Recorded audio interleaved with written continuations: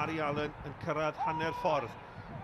Penniad ymlaen, ac dyma O'Ceir a Simmons. Simmons mewn i'r cwrt Cosby, y sgiliau da, a'r gol agoriadol yn dod i'r ymwelwyr.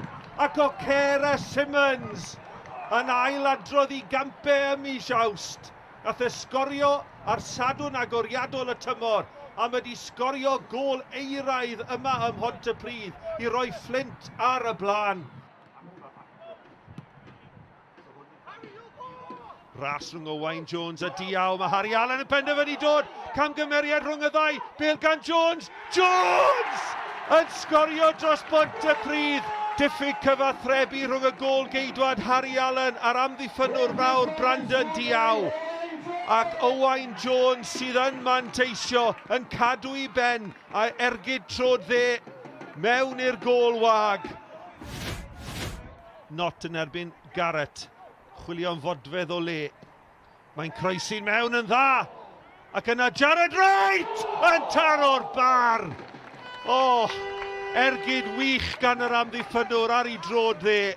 Dyna'r agosa ni wedi dod at gôl yn yr ail hanner. Ond dyma Akpro yn rhyddhau Mwdimu. Mwdimu mewn y canol. A dyna Rhys Kavanagh! A mae Kavanagh wedi rwydo i gôl gynta i'r Fflint. Ac am gôl bwysig yr yw mae'r Fflint nôl ar y blaen. Pontypridd 1, y Fflint 2. Mae 4 yn disgwyl y croesiad, dyma hi'n dod mewn i'w lle ansicr, ac mae gôl! A Tom Davies wedi rwydo gyda'i ben o groesiad Corey Jenkins. Wel, os tro arall yng nghwt y gêm hon ac yn y tymor hwn. Richards cymryd y gigrydd yn fyr, digon o amser gan Elliot Richards, mae'n crimanu ddim mewn! Ac mae gôl! Gôl i Pontypridd! A mae Ben Armand wedi rhoi'r tîm cartre ar y blaen! Y gigrydd wedi chymryd yn fyr, oedd Elliot Richards wedi crimanu ddim mewn.